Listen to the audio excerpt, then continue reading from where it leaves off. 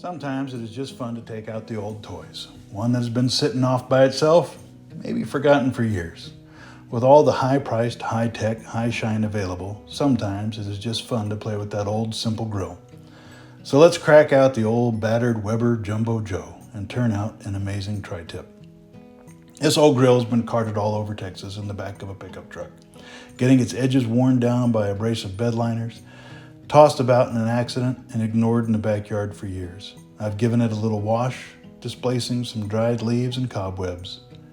The old grate was rusted from catching rainwater for over a decade.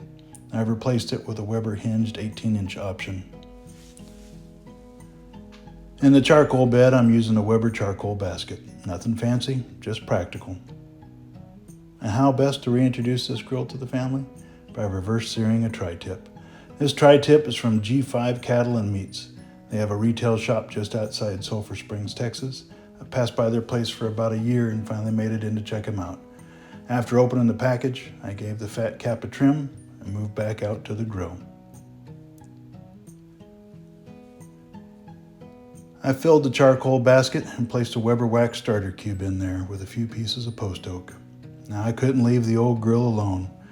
I got out a cutoff wheel and notched out a little section for the temp probe wires to pass into the lid. Those wires are connected to the Weber iGrill 2, one probe for the grate and one for the tri-tip. I gave the tri-tip a liberal coating of Meat Church's Holy Gospel. I let it set for a bit and got the charcoal started. Now here's where it would have been nice to open an Oak Highlands Brewery derelict IPA, but my fridge was bare. Waiting for the charcoal was going to get lonely.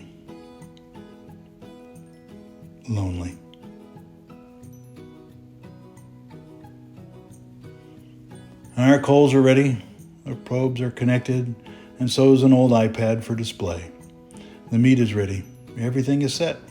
The tri-tip is going to be the recipient of some nice Texas post oak smoke. The lid is on, and after the temp came up, I closed off the top and the bottom vents. I finally settled in on about a 1/4 inch open at both. But this smoke session is a quick one. We're only bringing the tri-tip up to 120, 125 degrees and then pulling it.